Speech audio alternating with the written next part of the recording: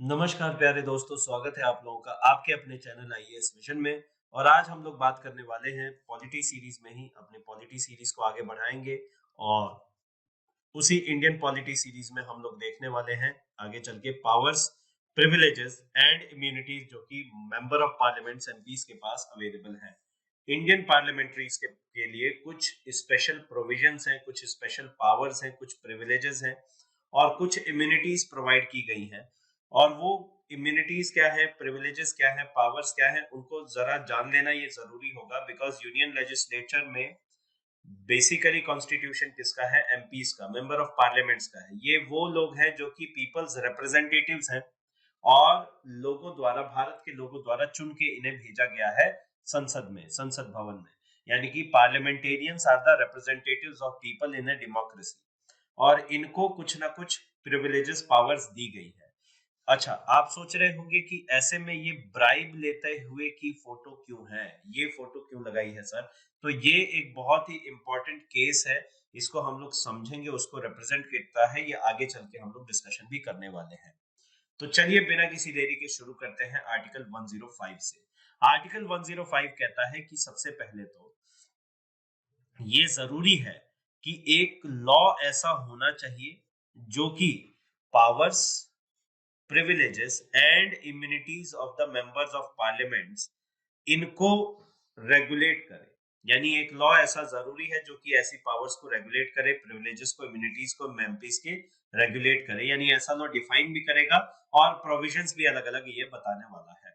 लेकिन जब तक ऐसा लॉ नहीं बनाया जाता तब तक ब्रिटिश पार्लियामेंट्रीज को, ब्रिटिश एमपीज को जितनी भी प्रिविलेजेस, इम्यूनिटीज, सारी चीजें हैं, वही सारी की सारी इम्यूनिटीज, प्रिविलेजेस इंडियन एमपीज को भी होंगी।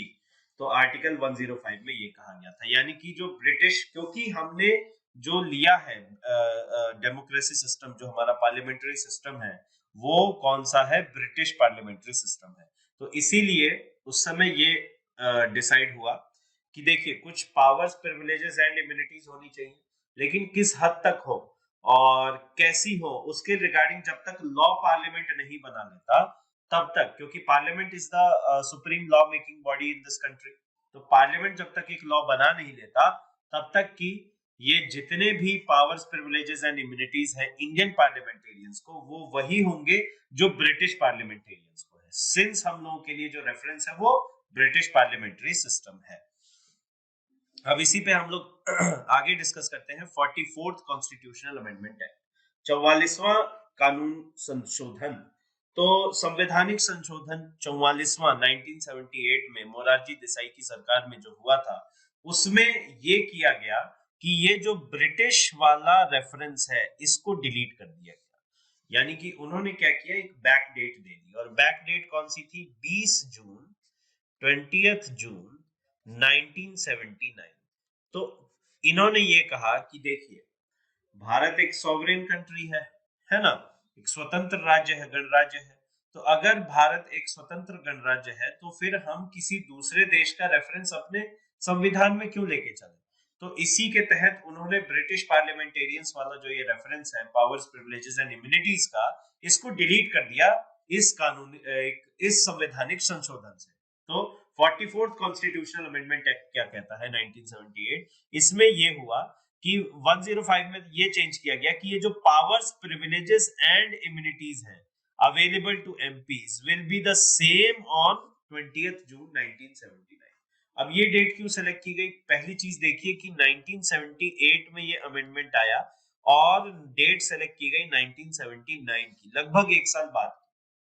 तो इसको चूज करने के पीछे का कारण यही था कि प्रोस्पेक्टिव में, पहले तो हम देख चुके हैं कि कोई भी लॉ जो फॉर्म होगा वो प्रोस्पेक्टिव होगा, रेट्रोस्पेक्टिव नहीं। यानी कि पिछली डेट से नहीं, अगली डेट से सेट होना है। दूसरी चीज कि उस समय कौन सी, अच्छा 1978 से 20th जून 1979 के बीच में जो पावर्स, प्रिविलेजेस रही वो कौन सी रही? वही रही जो ब्रिटिश पार्लियामेंटेरियंस की थी। तो इसका मतलब ये हुआ कि जो पहले से चली आ रही थी, जो ब्रिटिश पार्लियामेंट्रीज को पावर्स, प्रिविलेजेस, इम्यूनिटीज मिलती है, जो भारत के पार्लियामेंटेरियंस भी फॉलो कर रहे थे, उनको भी मिल रही थी, वही अभी भी मिलेंगी। लेकिन बस नाम चेंज हो गया है, ब्रिटिश पार्लियामेंटेरियंस ये नाम चेंज कर दिया गया, राइट? तो कहानी ऐसी है कि मतलब बस ब्रांडिंग चेंज हो गई, जैसे कि ये एयरटेल का ऐसे सिंबल था पहले, ऐसे एक लोगो था, अब वो उन लोगों ने ऐसे कर दिया, ऐसा कुछ बना दिया। तो वैसा ही हुआ कि बस रेफरेंस चेंज कर दिया गया कि ब्रिटिश पार्लियामेंटेरियंस वाले प्रिविलेजेस का नाम हटा दिया गया, और उस समय तक जितनी भी पावर्स, प्रिविलेजेस और इम्यूनिटीज थी वही सारी आगे भी कंटिन्यू करी गई। अब देख लेते हैं क्या क्या है ये। तो पहला है, there shall be a freedom of speech and publication in the parliament. देखिए, पार्लियामेंट एज ए होल, पूरी की पूरी पार्लियामेंट बॉडी, पूरा का पूरा पार्लियामेंट, संसद भवन की अगर हम लोग बात करें, तो वो पार्लियामेंट के अंदर जो एमपीज हैं उनको फ्रीडम ऑफ स्पीच है एंड फ्रीडम ऑफ पब्लिकेशन भी है। पब्लिकेशन का मतलब है कि वो उन स्पीचेस को, पार्लियामेंट्री डिबेट्स को जैसे चाहे पब्लिश कर सकते हैं, लोगों तक पहुंचा सकते हैं, पूर्ण अधिकार है। उसके अलावा फ्रीडम ऑफ स्पीच, ये freedom of speech article 19 clause 1 clause A में जो अवेलेबल है फंडामेंटल राइट के तौर पे, उसके अलावा है, क्योंकि यहाँ पे रीजनेबल रिस्ट्रिक्शंस थे। हम देख चुके हैं कि कुछ रीजनेबल रिस्ट्रिक्शंस यहाँ पे थे, और तो और इन्हीं रीजनेबल रेस्ट्रिक्शंस के आधार के बाद ये right to freedom of speech and expression था। लेकिन यहाँ पे जो फ्रीडम ऑफ स्पीच है वो इन रीजनेबल रेस्ट्रिक्शन से परे है, यानी कि यहाँ पे रेस्ट्रिक्शंस उतने नहीं है जितने वहां पे थे, कुछ है इक्का दुक्का, तो हम लोग देखेंगे वो कौन से है। ठीक है, तो इसीलिए ये वाले फ्रीडम ऑफ स्पीच अलग है आर्टिकल 19 क्लॉज 1 क्लॉज ए से। नेक्स्ट दूसरा कहता है, ये इंपॉर्टेंट है, no member of the parliament shall be liable to any proceedings in any court in respect of anything said और any vote given by him. यानी कोई भी एमपी कुछ भी बोलता है पार्लियामेंट में, या फिर किसी भी, मान लीजिए कोई मोशन पास हुआ, अगर मान लीजिए नो कॉन्फिडेंस मोशन पास हो रहा है ना, सरकार जो है वो अपनी मेजॉरिटी प्रूव नहीं कर पा रही है लोकसभा में, तो नो कॉन्फिडेंस मोशन चल रहा है। अब किसी एक एमपी ने, मेंबर ऑफ पार्लियामेंट ने उसके अगेंस्ट में वोट दिया, तो अब उसको जस्टिफाई करने की जरूरत नहीं है, वो उनका मर्जी है, राइट, और वो कुछ भी बोल सकते हैं, they can say anything they want, right. तो ये एक इंपॉर्टेंट चीज है, vote given by him in the parliament और एनी कमिटी, और किसी कमिटी, पार्लियामेंट्री कमिटी में भी, है ना, and no person shall be liable in respect of publication or by under the authority of either house। किसी भी कोर्ट ऑफ लॉ में इनको हेल्ड नहीं किया जाएगा अपने एक्शंस के लिए, राइट। ये जो चाहे बोल सकते हैं, जो इसको चाहे वोट देना चाहे दे सकते हैं, जिस मोशन के अगेंस्ट में। ठीक है, तो आप देख सकते हैं कि यहाँ पे रीजनेबल रिस्ट्रिक्शंस की बात नहीं हो रही है। अब इसीलिए ये जो मैंने शुरुआत में बताया था कि ये चित्र मैंने इस्तेमाल क्यों किया गया, उसका डिस्कशन हम लोग यहाँ पे देखने वाले हैं। PV Narasimha Rao versus state CBI, या इसे कई बार Jharkhand Mukti Morcha JMM bribery case के नाम से भी जाना जाता है। तो ये क्या है, जरा हम लोग जान लें। समय में थोड़ा पीछे चलना पड़ेगा, बात है 1993 की, 1993। उस समय कोएलिशन गवर्नमेंट थी, गठबंधन की सरकार थी, और हेडेड बाय प्राइम मिनिस्टर उस समय के थे पीवी नरसिम्हा राव जी, राइट। तो पीवी नरसिम्हा राव सडनली वो रियलाइज करते हैं कि कुछ पॉलिसीज में डिफरेंसेस, मान लीजिए कि अक्सर गठबंधन सरकारों में होता क्या है, अच्छा आप ये नहीं करेंगे तो हम अपना सपोर्ट खींच लेंगे, चलिए आप ये कीजिए। तो कुछ पॉलिसीज में डिफरेंसेस की वजह से ये रियलाइज कर रहे थे कि अब इनका जो कॉन्फिडेंस है वो कम हो रहा है। लैग्ड कॉन्फिडेंस, मतलब पर्सनल कॉन्फिडेंस की बात नहीं हो रही, lagged confidence on the floor of Lok Sabha, जो कि गवर्नमेंट चलाने के लिए जरूरी है कि आप जो मैजिकल नंबर है 272 उसको क्रॉस करें, है ना। तो ये वहां पे फॉर्म नहीं कर पा रहे थे, और 13 से 14 एमपीज ये शॉर्ट थे, टू बी वेरी एग्जैक्ट। ठीक है, तो अब क्या होता है कि वोट ऑफ नो कॉन्फिडेंस इस मोशन को मूव किया जाता है। नरसिम्हा राव, है ना, पीवी नरसिम्हा राव के अगेंस्ट में नो कॉन्फिडेंस मोशन को मूव किया जाता है। अगर ये पास हो गया रहता तो फिर उनको इमीडिएट तुरंत प्रभाव से तत्कालीन रूप से इस्तीफा देना पड़ता, राइट। लेकिन ये रियलाइजेशन इन्हें पहले ही हो गया था, तो इसीलिए some people say that PV Narasimha Rao, तो पीवी नरसिम्हा राव ने ब्राइबिंग की, मतलब कि ब्राइब दिया, रिश्वत दी एमपीस को उनके लिए वोट करने के लिए, ठीक है, नो कॉन्फिडेंस मोशन के अगेंस्ट में वोट करने के लिए इन्होंने ब्राइब दी। तो ये कुछ नेता थे जनता दल से और कुछ थे झारखंड मुक्ति मोर्चा से। तो मैंने बताया कि 13-14 एमपी शॉर्ट थे ये। तो उनमें से जो झारखंड मुक्ति मोर्चा का कैलकुलेशन है वो थोड़ा सा इंपॉर्टेंट है। देखिए यहाँ पे 5 एमपीज का केस पेक्यूलियर हो जाता है, उनमें से 4 एमपीज एक तरफ और 1 एमपी अलग से, ठीक। तो ब्राइब दिया गया, ब्राइबिंग हुई। अब ये अलग बात है, उसमें जाना नहीं है, वैसे बहुत सारी वेब सीरीज वगैरह भी आपने देखा होगा, तो उसमें इंडिकेट भी किया गया है कि किसके थ्रू रिश्वत दिलाई गई थी और किसने रिश्वत दी थी, वो पूरी कहानी है, but we won't go into that. इतना जान लीजिए कि ये हुआ था क्यों, क्योंकि लोगों के एकदम मतलब जमी नहीं है बात कि PV Narasimha Rao no confidence motion को इन्होंने इनके फेवर में कैसे आ गया, बिकॉज ये हाईली डिसअपॉइंटिंग टाइम था उस समय उनके लिए, एंड इनकी सरकार बहुत ज्यादा डगमगा रही थी, तो जरूर इन्होंने ब्राइबिंग की है। तो डिमांड होने लगी सीबीआई इन्वेस्टिगेशन की, तो सीबीआई इन्वेस्टिगेशन को इन्वोक भी किया गया। तो अब होती है साहब सीबीआई इन्वेस्टिगेशन। तो यहाँ पे सीबीआई इन्वेस्टिगेशन चली, और जब सीबीआई इन्वेस्टिगेशन चली तो इसमें प्रूव हो गया कि जो पीवी नरसिम्हा राव थे, इन्होंने इन्होंने इन्होंने ब्राइबिंग की थी। जी हाँ, इन्होंने ब्राइब दी, ठीक। अब ये प्रूव हो गया तो मामला पहुंचा कोर्ट में, सुप्रीम कोर्ट में। तो अब देखिए कोर्ट का असेसमेंट क्या रहा, कोर्ट ने क्या असेसमेंट किया। पहला सवाल उन्होंने पूछा, क्या ये पब्लिक सर्वेंट्स हैं, क्या ये एमपीस पब्लिक सर्वेंट्स हैं?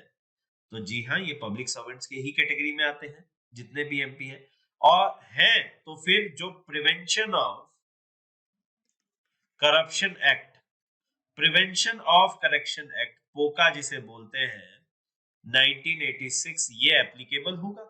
बिल्कुल साहब, ये एप्लीकेबल होना चाहिए, ठीक है, क्योंकि ब्राइब देना और ब्राइब लेना एक पब्लिक ऑफेंस है, राइट, और ये इसके लिए इनको प्रोसिक्यूट करना चाहिए। तो ये तो हो गया कि पब्लिक सर्वेंट है, इनका प्रोसिक्यूशन होना चाहिए। दूसरा दूसरा दूसरा असेसमेंट ये था कि क्या ब्राइब अलाउड है।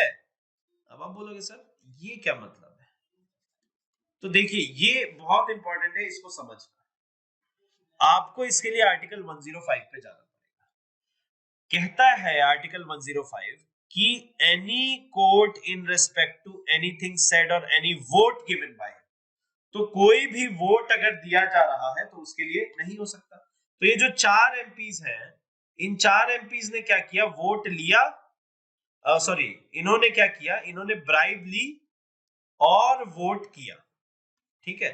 इस एक एमपी ने ब्राइब ली लेकिन अंदर की इंसानियत जाग गई एंड वोट नहीं किया। इस एमपी ने वोट नहीं किया, कहने का मतलब है कि जो नो कॉन्फिडेंस मोशन पास हुआ था तो इनको वोट करना था। ब्राइब किस लिए ली थी इन्होंने, इन्होंने जो रिश्वत ली थी, जो घूस ली थी, वो इसलिए ली थी कि ये लोग नो कॉन्फिडेंस मोशन को के अगेंस्ट में वोट करें, ठीक है, यानी पीवी नरसिम्हा राव के सपोर्ट में वोट करें। तो इन्होंने तो कर दिया ब्राइब लेके, इसने नहीं किया क्योंकि इसकी लास्ट मोमेंट पे इंसानियत जाग। अब मामला पहुंचा कोर्ट में, कोर्ट ने कहा कि ब्राइब अलाउड है क्या, चलो चेक करते हैं। अब चेक कैसे, कि कोई भी वोट अगर कोई एमपी दे रहा है ना, पार्लियामेंट में किसी भी रेजोल्यूशन ऑर्डिनेंस किसी के भी फेवर या अगेंस्ट में, तो उस पर कोई एक्शन नहीं लिया जा सकता कोर्ट, ठीक। तो इसका मतलब ब्राइब तो दी गई प्लस वोट हो गया। अब वोट उसने दिया तो अब इसको क्वेश्चन नहीं कर सकते। लेकिन जो एक एमपी है, इसने ब्राइब तो ली लेकिन वोट नहीं किया, तो इसको प्रोसिक्यूट करो। कोर्ट ने कहा कि इसको प्रोसिक्यूट करो, क्योंकि इसने, देखिए कोर्ट क्या कहना चाहता है, आपको लगेगा ये बड़ा अजीब सा मामला है। जी हाँ, क्योंकि ये प्लेन रीडिंग पे बेस्ड है।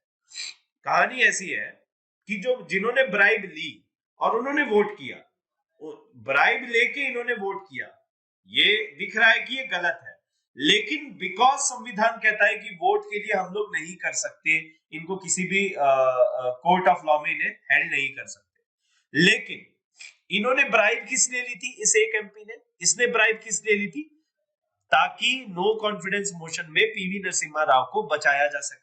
लेकिन इसने बचाया नहीं, इसने क्या किया, वोट कर दिया अगेंस्ट में पीवी नरसिम्हा राव के, या फिर नो कॉन्फिडेंस मोशन के फेवर में। तो जिसके लिए ब्राइब ली थी वो काम नहीं किया, इसका मतलब इसने ब्राइब ली है ना, और वोट नहीं किया, तो इसको प्रोसिक्यूट करो।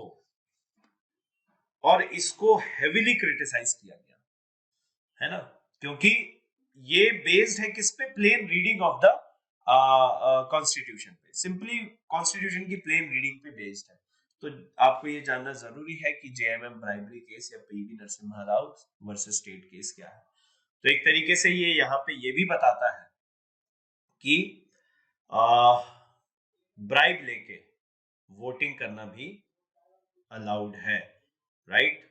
So this is the it.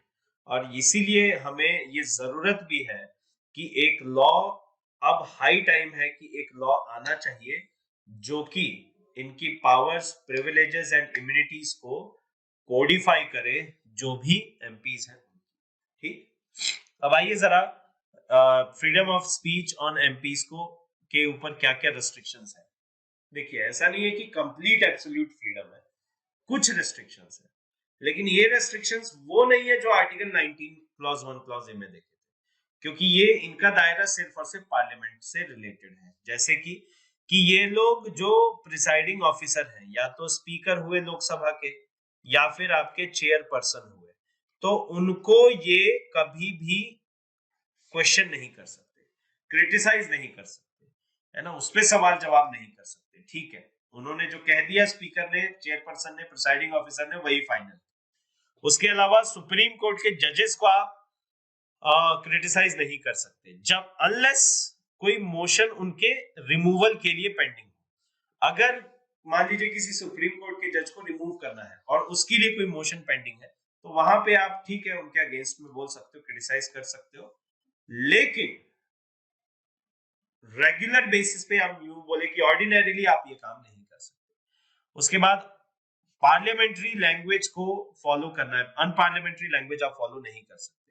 जैसे यूपीए 2 के दौरान एलके आडवाणी जी थे, उन्होंने सीरियस करप्शन चार्जेस लगाए, कहा कि प्रधानमंत्री मनमोहन सिंह की जो सरकार है वो इलेजिटिमेट है, क्योंकि इसने अपनी लेजिटिमेसी खो दी है, क्योंकि कितने सारे घोटाले हो रहे हैं, 2G घोटाला, कोलगेट घोटाला, और बहुत सारे जो स्कैम्स थे, तो उनके रेफरेंस देते हुए उन्होंने ये कहा, और इस पे बहुत ज्यादा फ्यूरियस हो गई थी सोनिया गांधी और बाकी के एमपीज कांग्रेस के, और इन्होंने रिक्वेस्ट किया कि स्पीकर महोदय आप इस वर्ड इलेजिटिमेट को हटाइए स्पीच से, और उसे हटाना पड़ा। तो अनपार्लियामेंट्री लैंग्वेज, आपने वीडियो देखे होंगे, कई सारे यूट्यूब पे अवेलेबल भी है, जैसे आप देखेंगे तब के प्रधानमंत्री श्री अटल बिहारी वाजपेयी जी के स्पीच को, और वो बड़े गुस्सा हो गए थे, क्योंकि सोनिया गांधी ने काफी ज्यादा इनकॉम्पिटेंट और ऐसे शब्दों का इस्तेमाल किया था,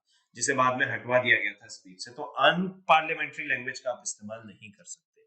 तो यही कुछ रिस्ट्रिक्शंस है जो कि freedom of speech on MPs पे लागू होते हैं, और आप याद करें तो 19 क्लॉज 1 क्लॉज ए इससे बिल्कुल भी मैच नहीं करते। ठीक, उसके बाद कलेक्टिव प्रिविलेजेस क्या है, देखिए, it can exclude strangers from its proceedings and hold secret sittings to discuss some important matters।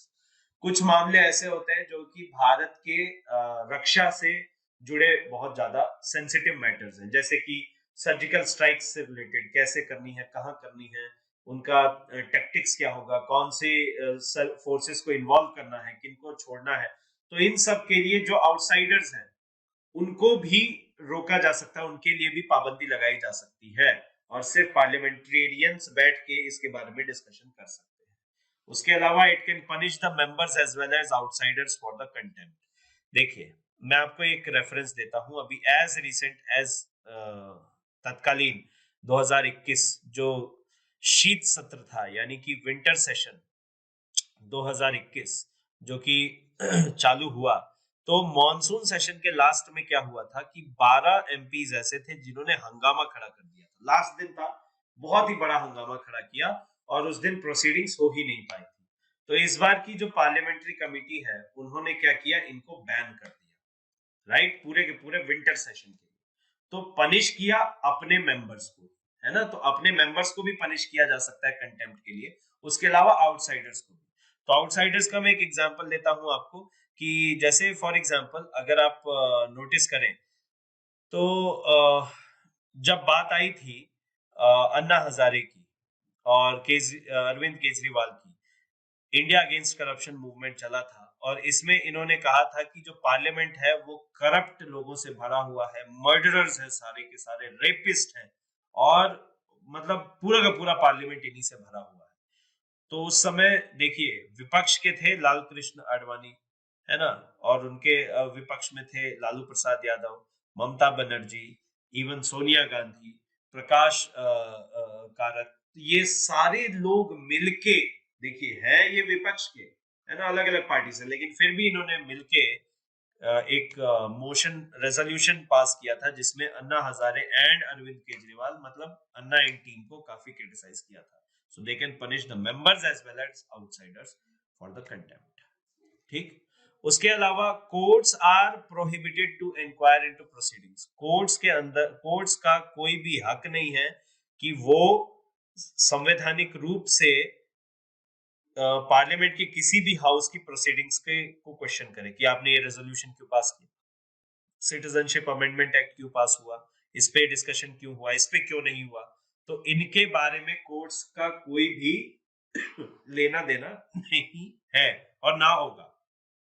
उसके अलावा नो पर्सन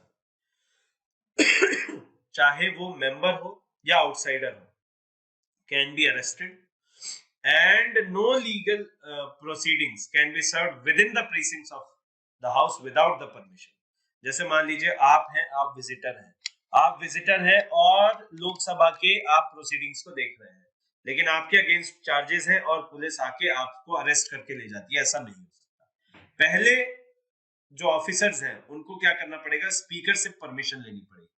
अब चाहे आप आउटसाइडर हो या फिर आप एक मेंबर ही क्यों ना, तो बिना प्रिसाइडिंग ऑफिसर के परमिशन के ऐसा नहीं हो सकता, राइट। तो ये कलेक्टिव प्रिविलेजेस। अब इंडिविजुअल प्रिविलेजेस, कलेक्टिव मतलब सबको दिया गया था ये प्रिविलेज, इंडिविजुअल प्रिविलेजेस ये सारे के सारे प्रिविलेजेस इंडिविजुअल पर्सन को मिलते हैं। तो फ्रीडम फ्रॉम अरेस्ट, देखिए इंडिविजुअल प्रिविलेजेस के लिए एक थीम आपको समझ लेनी जरूरी है, वो क्या है कि लेजिस्लेटिव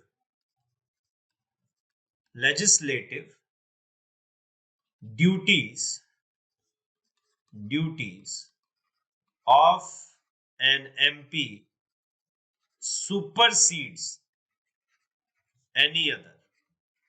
मतलब एक जो एमपी है उसकी लेजिस्लेटिव यानी लॉ मेकिंग ड्यूटी सबसे हाईएस्ट है इस देश में, उसके अलावा उसका कोई काम नहीं होना चाहिए।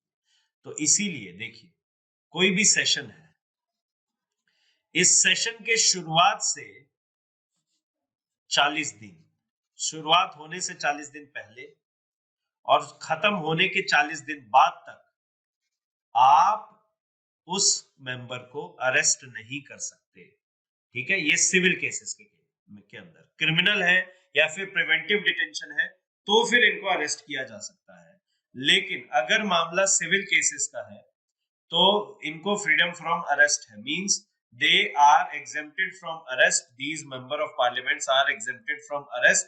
अगर मामला कौन सा है, अगर मामला चल रहा है सिविल केसेस का और सिविल केसेस के अंदर जो ड्यूरेशन है वो है 40 दिन पहले से, सेशन शुरुआत होने के 40 दिन पहले से और 40 दिन बाद तक। क्यों? क्योंकि 40 दिन पहले एमपी को किसी भी लेजिस्लेटिव डिस्कशन में जाना है, लॉ मेकिंग डिस्कशन में जाना है, तो उसके लिए अपनी डिबेट तैयार करनी है, पॉइंट्स तैयार करने हैं, पॉलिसीज तैयार करनी है। सेशन के दौरान क्योंकि लॉ बन रहा है और सेशन के 40 दिन बाद, ताकि वो ये चेकआउट कर सके कि वो जो लॉ मेकिंग प्रोसेस है वो फुलफिल अच्छे से हो पाया या नहीं हो पाया। एंड ब्रिटेन में ये फॉलो होता है, इसलिए हम भी यहाँ पे फॉलो करते हैं। उसके अलावा फ्रीडम फ्रॉम ज्यूरी सर्विस, कहने का मतलब है किसी भी एमपी को एक विटनेस के तौर पे नहीं दिखाया जा, मतलब एक विटनेस के तौर पे आप मजबूर नहीं कर सकते, फोर्स नहीं कर सकते कि वो एज ए विटनेस अवेलेबल रहेंगे। ठीक है, तो जब भी पार्लियामेंट्री सेशन ज्वाइन हो रहा है, कोई भी आपका केस हो, उसमें ये इनका काम क्या है, सिर्फ लॉ मेकिंग का। लॉ मेकिंग सुप्रीम, सबसे सुप्रीम है और सबसे हाईएस्ट है इनकी ड्यूटीज में, तो इसीलिए इनको ये प्रिविलेजेस मिले हुए हैं, राइट।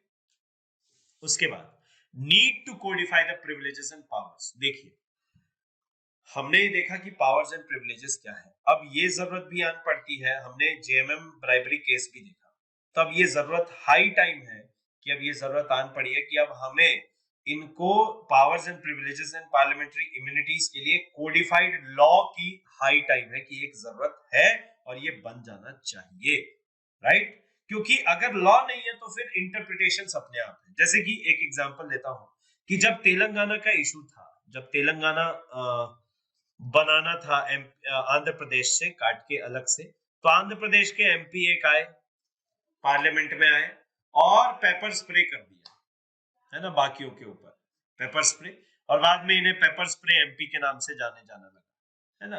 तो he was paper spray MP. एक महोदय तो ऐसे आए थे जो कि नाइफ, छुरा दिखा रहे थे पूरे के पूरे, किसमें, पार्लियामेंट में, लोकसभा में। क्यों? क्योंकि मतलब एंट्री से पहले इनकी तलाशी नहीं ली जाती थी, दे वर नॉट फ्रिग्स, है ना, इनको फ्रिस्क नहीं किया जाता था, इनकी तलाशी नहीं ली जाती थी। तो ऐसा होने लगा। अब आप सोचिए कि कई एमपीज हैं जिनको, मतलब इनको पूरा देश देख रहा है और बच्चे भी देख रहे हैं और कई लोग इन्हें रोल मॉडल्स के तौर पे देखते हैं, तो इनको एक्ट भी वैसे ही करना चाहिए, राइट, राइट। उसके अलावा देखिए, बार बार जो है एडजॉर्नमेंट करना पड़ता है, फ्रीक्वेंट एडजॉर्नमेंट। जैसे स्पीकर हैं, अब उनकी बात नहीं मान रहे, चिल्ला रहे हैं, तो एडजॉर्नमेंट करना पड़ता है। तो इससे नुकसान क्या होता है कि जो लॉ मेकिंग प्रोसेस है वो डिले होता चला जाता है।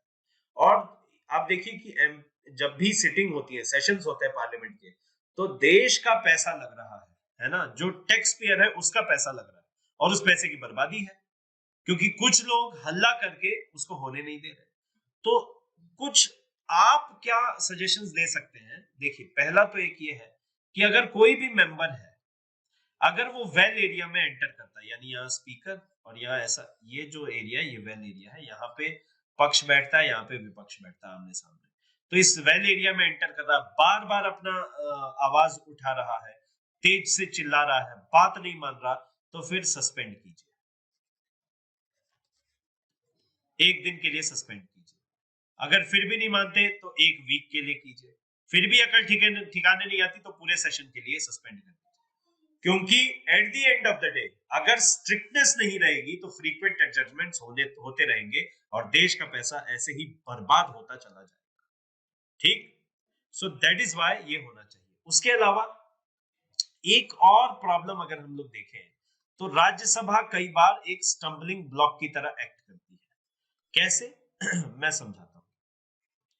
जो जीएसटी का एक रेवोल्यूशनरी लॉ था, वो लगभग 10 सालों से पेंडिंग था और इस पे डिस्कशन होते थे, ऐसा नहीं है, लेकिन बार बार ये राज्यसभा में अटक जाता था। क्यों?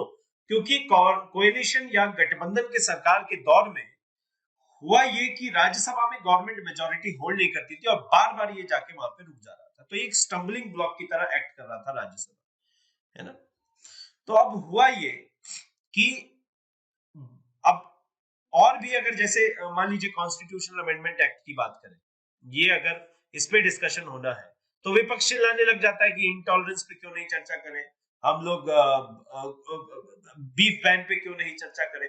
तो बार बार वो कहते हैं कि हमारी बात सुनो, और ये करके वो हल्ला करके ऑपोजिशन हमेशा रोक देता है, और ये हर सरकार में होता है। चाहे वो कांग्रेस की हो चाहे वो बीजेपी की हो, विपक्ष में जो भी होगा वो हल्ला करेगा, है ना।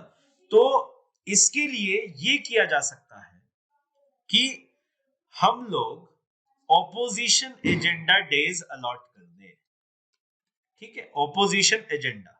अब ऑपोजिशन एजेंडा यानी ऑपोजिशन से बोल दें कि सेशन शुरुआत होने के 5 दिन तक, है ना, 0 से 5 दिन, ठीक, या 1 से 5 दिन, शुरुआती 5 दिन आपके हैं, आपका जो भी एजेंडा है आप उस पे, हम पहले उस पे डिस्कशन करें, ठीक है।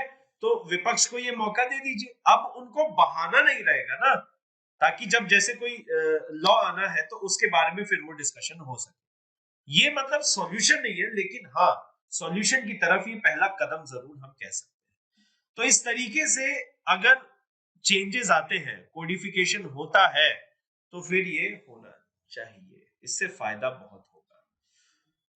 एक और चीज जैसे देखी गई कि कई मामलों में हमारे अभी के जो प्रधानमंत्री है बहुत मुखर है, पिछले वाले जो थे डॉक्टर मनमोहन सिंह, इनको एक्यूज किया जाता था ये बोलते ही नहीं है, लेकिन कई मामलों में अभी वाले प्रधानमंत्री नरेंद्र मोदी भी चुप रहते हैं।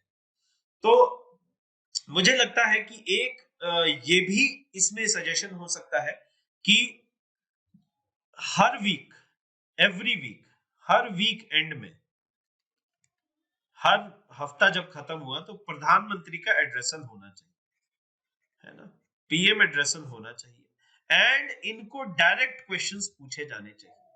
विपक्ष जो भी सवाल पूछ रहा है वो डायरेक्टली इन पे पूछे जाने चाहिए और इनको जवाब देना चाहिए। तो एक जो बार बार ब्लेम गेम चलता है कि आप नहीं बोल रहे, आप नहीं बोल रहे, इन मुद्दों पे नहीं बोल रहे, बोलना पड़ेगा। सो ये कुछ स्टेप्स हैं जिनको लेके हम लोग बेटर डेमोक्रेसी की तरफ, एंड जो हमारे एक तरीके से रोल मॉडल्स हैं, जो हमारे खुद के रिप्रेजेंटेटिव्स हैं, उनके बेहतर रिप्रेजेंटेशन को इन the parliament and parliament code of conduct के अनुसार हम लोग देख सकते हैं, और ये जो हंगामा होता है वो कम होगा और भारत के रेवेन्यू लॉस भी बहुत कम होगा ऐसा करने से। आशा करता हूं आपको ये वीडियो पसंद आया हो, सारी चीजें मैंने इसमें बताई, बहुत अच्छे से बताई।